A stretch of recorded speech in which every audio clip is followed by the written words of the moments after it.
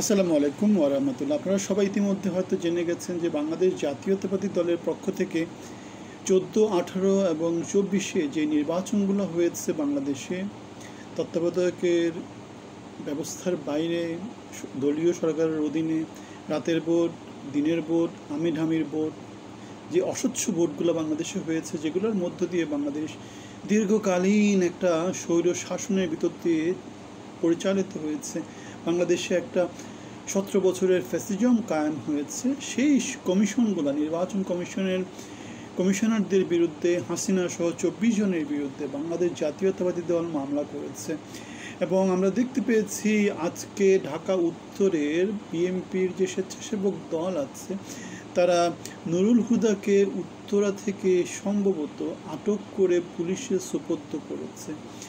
আটক করার পরে তাকে লাঞ্ছিত করা হয়েছে।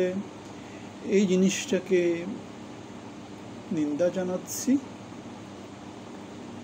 নিন্দা জানানোর কারণ হচ্ছে আইন নিজের হাতে সম্ভবত তোলা উচিত না। যে যত অন্যায় করুক, আইনের প্রতি শ্রদ্ধাশীল হওয়ার চেষ্টা করা উচিত। যদিও 17 বছরের বাংলাদেশে যে ফ্যাসিজমটা হয়েছে, সেগুলা আদালতের প্রত্যক্ষ সহযোগিতায় হয়েছে, পুলিশ প্রশাসনের প্রত্যক্ষ সহযোগিতায় হয়েছে, বাংলাদেশের সচিব, অতিরিক্ত সচিব, সিনিয়র সচিব, আইন প্রণয়নকারী, এদের প্রত্যক্ষ সহযোগিতায় হয়েছে। এরাই ছিল রক্ষক এবং বক্ষক। যেমন করে আমরা এখন দেখতে পাই ইউনূস সরকার রক্ষক এবং বক্ষকের ভূমিকায় অবতীর্ণ হয়েছে। বাংলাদেশে যদি আইনের শাসন প্রতিষ্ঠিত থাকতো, আইন যদি তার নিজস্ব গতিতে চলতে পারত, বাংলাদেশের প্রতিষ্ঠানগুলো যদি শক্তিশালী হতো, তাহলে আমাদেরকে চাকরি হারাতে হতো না। বাংলাদেশের 17 বছরের ফ্যাসিজম কায়েম হতে পারত না। প্রচণ্ড রকমের শক্তিশালী ফ্যাসিজমকে পতন করতে হাজার হাজার ছেলেপেলের রক্ত দিতে হতো না, আমাদেরকে রাস্তায় নামতে হতো না। তারপরে আমরা বিএনপির এই যে মামলা, এই মামলাটাকে সাধুবাদ জানাই। আস্তে আস্তে বাংলাদেশ আইনের শাসনের দিকে উত্তরিত হোক, বাংলাদেশের সাম্য, মানবিক মর্যাদা, ন্যায় বিচার প্রতিষ্ঠিত হোক, বাংলাদেশে মেধা এবং যোগ্যতা ভিত্তিক একটা সমাজ প্রতিষ্ঠিত হোক। যার যা প্রাপ্য,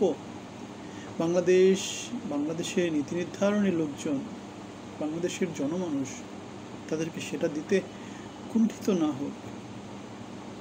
আমরা বাংলাদেশের জন্য কথা বলি, আমরা আমাদের জন্য কথা বলি। আমরা বাংলাদেশের জনমানুষের হয়ে কথা বলি। আমরা 17 বছর বিএনপি গণতান্ত্রিক আন্দোলনে ছিলাম, আমরা 5 বছর আগে চাকরি হারিয়েছিলাম, কোটা আন্দোলনে ছিলাম। আমরা গত 1 বছর ধরে ইউনূস সরকারের নানা রকমের পলিসির সমালোচনা করছি। বাংলাদেশ যাতে ভালো পথে উত্তরিত হতে পারে, বাংলাদেশ যাতে সত্য সুন্দরের দিকে ধাবিত হতে পারে, সেই চেষ্টাগুলো আমরা আমাদের জায়গা থেকে করছি। আপনারাও আপনাদের জায়গা থেকে করতে পারেন, আমাদের সাথে অংশী হতে পারেন। সবার জন্য শুভকামনা।